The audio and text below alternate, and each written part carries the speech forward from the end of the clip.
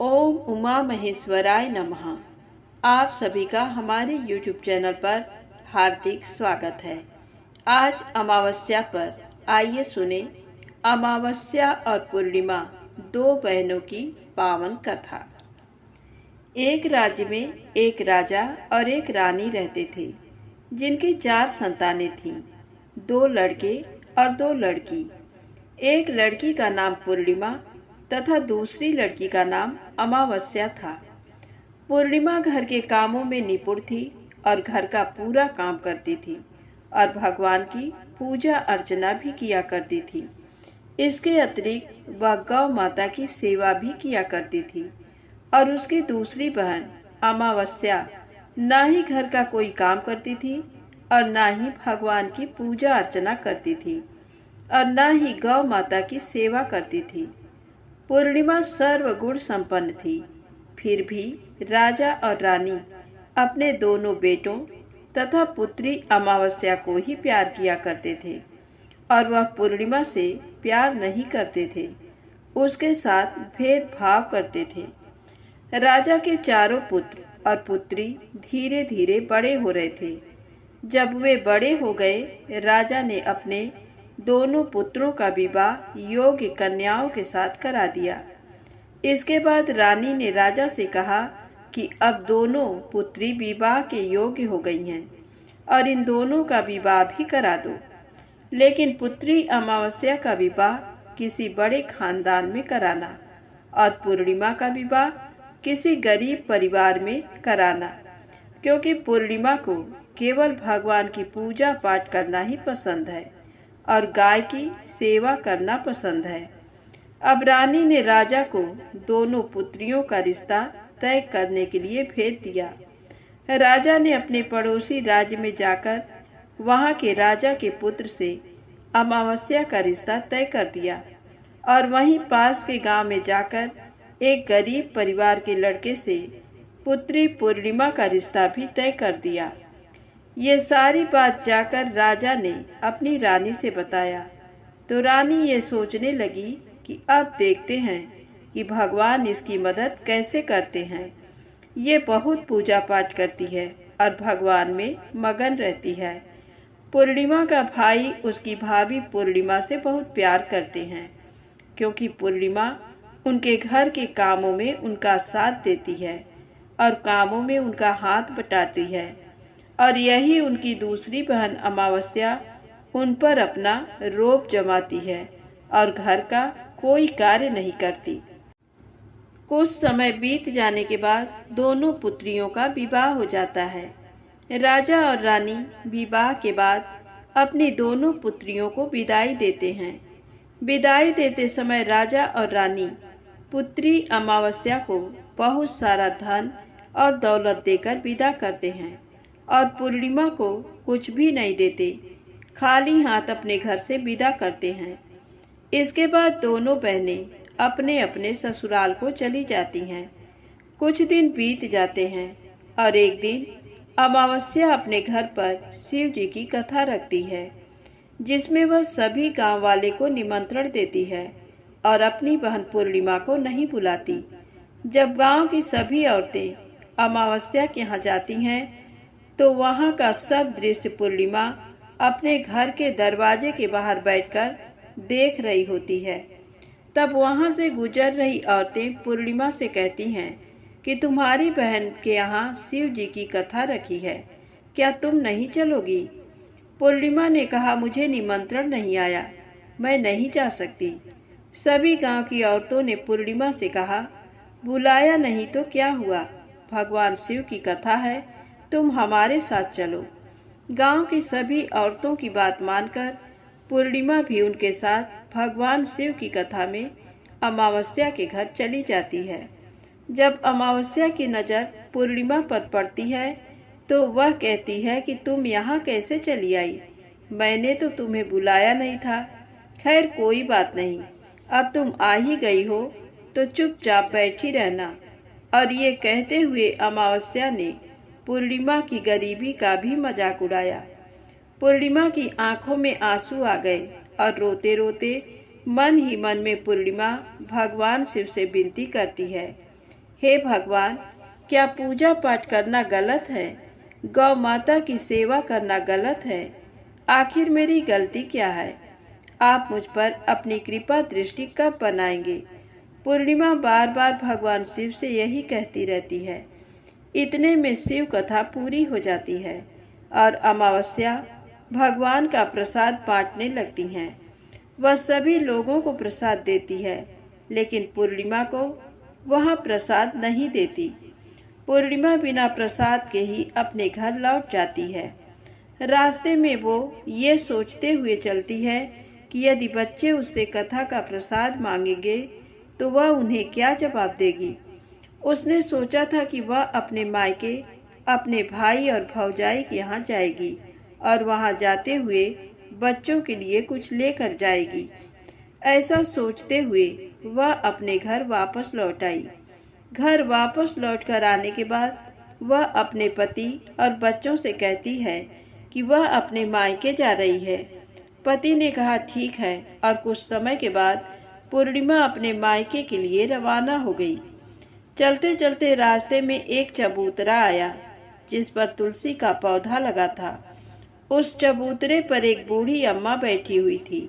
वह कोई और नहीं, साक्षात तुलसी माँ थी। उस बूढ़ी माता ने पूर्णिमा से कहा, बिटिया तुम कौन हो और कहाँ जा रही हो? पूर्णिमा अपना परिचय देती है। परिचय देने के बाद बूढ़ी औरत ने पूर्णिमा से कहा कि यहाँ तुलसी का पौधा सूख रहा है, इसमें थोड़ा सा पानी डाल दो और इस चबूतरे की साफ सफाई कर दो, जिससे मुझे थोड़ी ठंडक मिलेगी। पूर्णिमा ने कहा कि ठीक है माँ, मैं तुलसी में पानी डाल देती हूँ, और कहा कि साफ सफाई भी कर देती हूँ। पूर्णिमा ने साफ सफाई करने के बाद बूढ़ी अम्मा को भी नहला दिया और बूढ़ी अम्मा की भी सेवा की, उनके पैर दबाए और बूढ़ी अम्मा से कहा कि माँ जी, और बताइए मैं आपकी क्या सेवा करूं? और कोई काम है तो बता दीजिए, मैं कर दूंगी।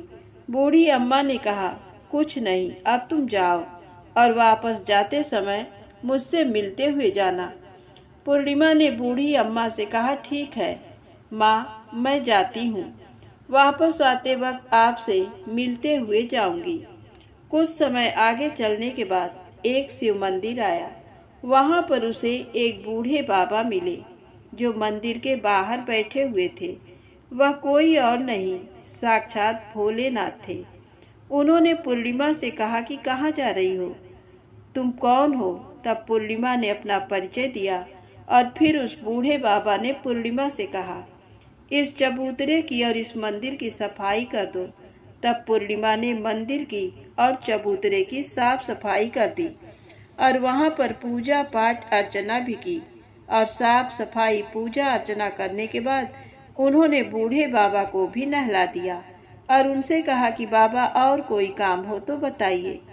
तब बूढ़े बाबा ने कहा, नहीं बेटी, अब तुम जाओ और वापस आते वक्त मुझसे मिलते हुए जाना। पूर्णिमा ने कहा, ठीक है बाबा, मैं जाती हूँ, वापस आते हुए आपसे मिलते हुए ही जाऊंगी। आगे चलते चलते कुछ दूर चलने के बाद पूर्णिमा को एक काली जी का मंदिर दिखा। वहाँ भी एक बूढ़ी अम्मा चबूतरे पर बैठी हुई थी। उस बूढ़ी औरत ने भी पूर्णिमा से कहा कि बेटी, तुम कौन हो, कहाँ जा रही हो? तब पूर्णिमा ने उस बूढ़ी औरत को भी अपना परिचय दिया। बूढ़ी औरत ने पूर्णिमा से कहा कि यहाँ पर सभी पूजा पाठ करने के लिए आते हैं, लेकिन मंदिर की साफ सफाई करने के लिए कोई नहीं आता, इसलिए तुम मंदिर की और चबूतरे की साफ सफाई कर दो। पूर्णिमा ने कहा, ठीक है माता जी, और पूर्णिमा मंदिर की और चबूतरे की सफाई कर देती है और पूजा पाठ भी करती है और माता जी का श्रृंगार कर देती है और उस बूढ़ी अम्मा को भी नहला देती है और बूढ़ी अम्मा के पैर दबाती है और कहती है कि सभी काम हो गया है माँ, और कोई काम हो तो बताइए। बूढ़ी अम्मा कहती है कि नहीं बेटी, अब तुम जाओ, लेकिन वापस आते वक्त मुझसे मिलते हुए जाना। पूर्णिमा कहती है ठीक है, और वह आगे चली जाती है। आगे चलते चलते एक नदी आती है। वहाँ पर भी एक बूढ़ी अम्मा बैठी रहती हैं और वह कहती हैं कि बेटी तुम कौन हो और कहाँ से आई हो। उसे भी पूर्णिमा अपना परिचय देती है। बूढ़ी औरत पूर्णिमा से कहती है कि नदी पर स्नान करने तो यहाँ पर सब आते हैं, लेकिन यहाँ की साफ सफाई कोई नहीं करता, इसलिए तुम इस किनारे पर साफ सफाई कर दो। पूर्णिमा कहती है ठीक है माँ जी, और वहाँ की साफ सफाई कर देती है और वह बूढ़ी अम्मा के पैर दबाती है और कहती है माँ जी और कोई काम हो तो बताइए।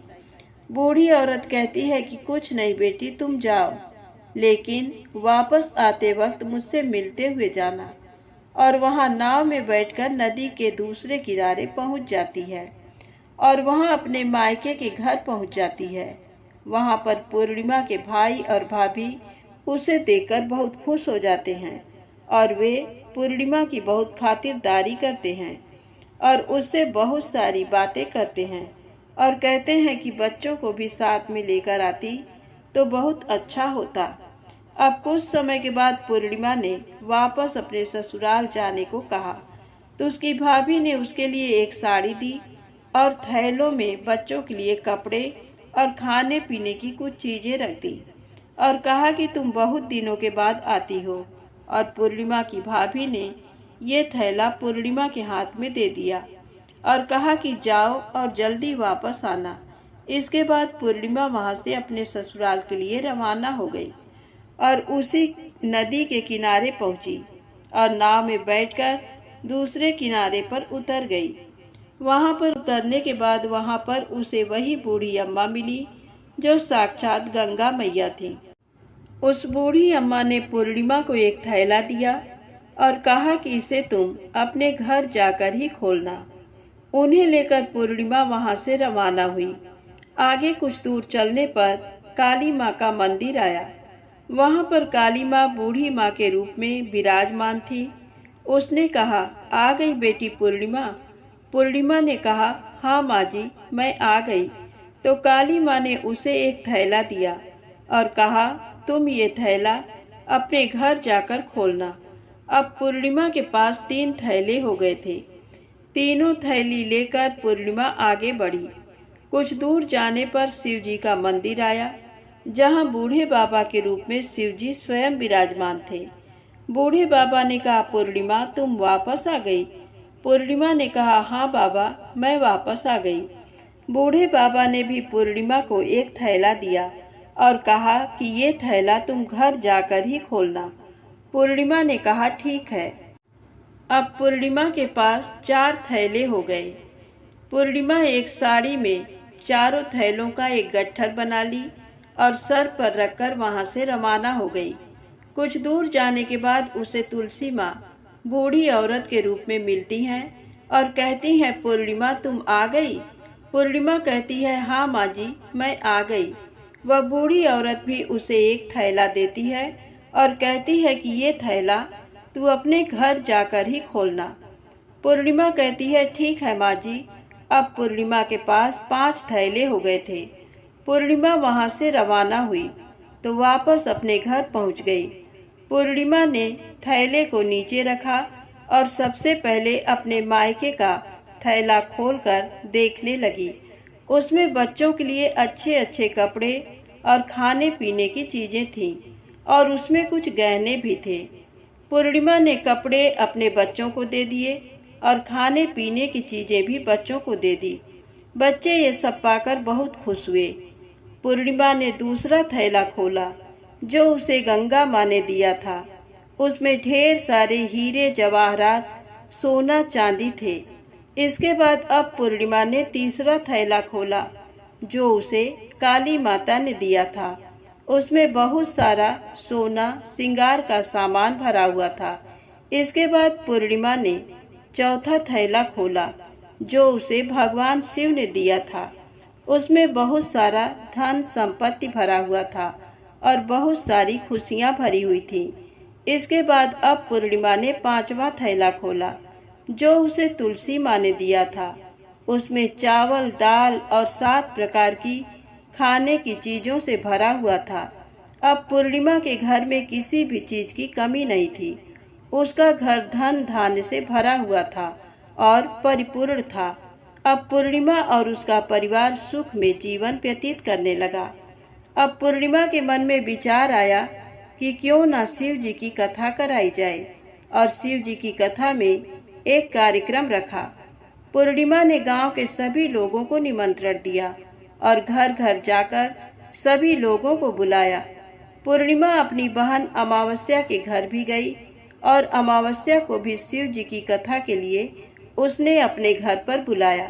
जब अमावस्या पूर्णिमा के घर शिव जी की कथा में आई तो उसने देखा कि पूर्णिमा के घर में किसी भी चीज की कोई कमी नहीं है। इतना सारा धन दौलत देखकर अमावस्या आश्चर्यचकित हो गई। उसने पूर्णिमा से कहा कि तुम्हारे घर में इतनी धन और दौलत कहाँ से आई? पूर्णिमा ने कहा, देखो बहन, तुमने शिव जी की कथा में मुझे नहीं बुलाया था, फिर भी मैं चली आई और तुमने मुझे प्रसाद तक नहीं दिया और मेरी गरीबी का मजाक भी उड़ाया। उसके बाद मैं अपने घर आ गई और घर आते हुए मन ही मन में सोच रही थी कि अपने मायके जाऊंगी, और मैं अपने मायके चली गई। और जो कुछ घटना इस बीच हुई वह सभी घटना अपनी बहन अमावस्या को बताती है।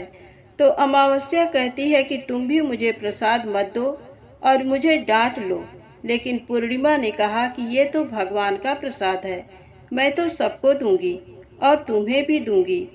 फिर भी अमावस्या ने प्रसाद नहीं लिया और वह सीधे अपने घर चली गई।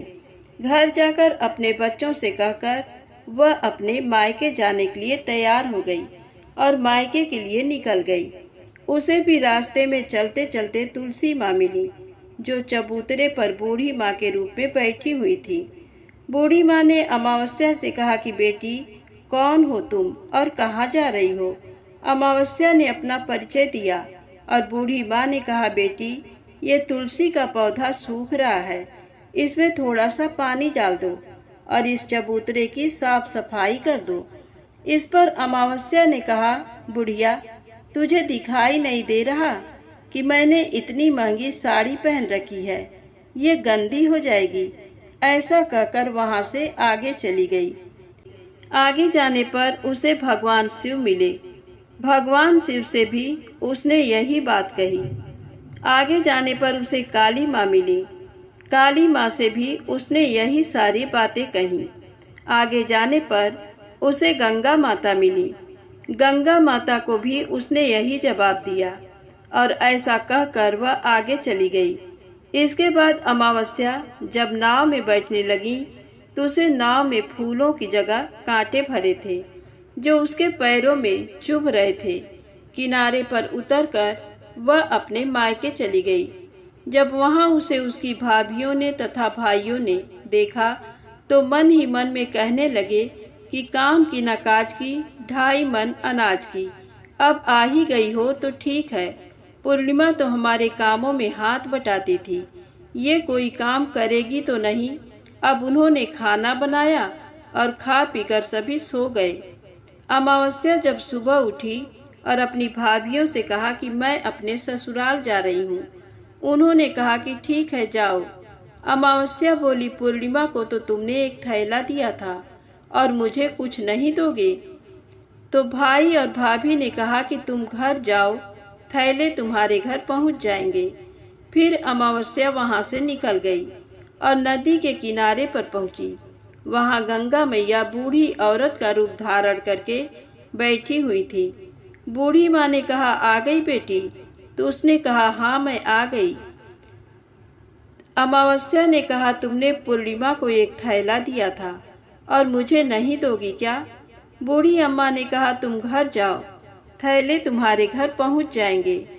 इसके बाद आगे जाने पर उसे काली मैया मिली। उनसे भी अमावस्या ने यही कहा। इसके बाद माता काली ने कहा कि तुम घर जाओ, थैला तुम्हारे घर पहुंच जाएंगे। आगे जाने पर उसे भगवान शिव मिले। भगवान शिव से भी अमावस्या ने यही कहा। इसके बाद भगवान शिव बोले, तुम अपने घर जाओ, थैला तुम्हारे घर पहुंच जाएंगे। आगे जाने पर उसे तुलसी माँ मिली। उसने भी अमावस्या से यही कहा, तुम घर जाओ, थैले तुम्हारे घर पहुंच जाएंगे। अमावस्या अपने घर पहुंच गई। आंगन में देखा तो वहां पर 5 थैले पड़े हुए थे। अमावस्या ने मन ही मन सोचा कि अब तो मेरे पास बहुत सारे धन और दौलत आ जाएगी। जल्दी जल्दी उसमें सभी थैले को खोला। किसी में मिट्टी थे तो किसी में पत्थर, किसी में कंकड़ और किसी में कोयला। उसके मायके से भी कुछ नहीं मिला था। इन थैले में कुछ भी नहीं था। अमावस्या दौड़ती हुई पूर्णिमा के घर गई और कहती है कि तुम्हें तो इतना सब कुछ मिला, मुझे तो कुछ नहीं मिला, आखिर क्यों? तो पूर्णिमा कहती है कि जब मैं अपने मायके जाती हूँ तो अपनी भाभियों के साथ उनके कामों में हाथ बटाती हूँ, उनके साथ मिलकर काम करती हूँ, लेकिन तुम ऐसा कुछ नहीं करती, उनकी इज्जत भी नहीं करती, इसीलिए वह तुम्हें भला क्या देंगे। इसके बाद तुमने गंगा मैया को ठुकरा दिया, काली माँ को भी ठुकरा दिया और भगवान शिव को भी तुमने ठुकरा दिया, इसलिए उन्होंने भी तुम्हें कुछ नहीं दिया। अमावस्या कहती है कि बहन, तुम मुझे माफ़ कर दो, मैंने तुम पर हमेशा अत्याचार किया है। मुझे कुछ नहीं मिला तो कोई बात नहीं, मैं भी भगवान की भक्ति करूंगी और सब कुछ प्राप्त कर लूंगी। मुझे इन सब चीज़ों का रहस्य बताओ। तो पूर्णिमा ने कहा कि तुम 3 सूत्र का ज्ञान ले लो और उसकी कथा करना।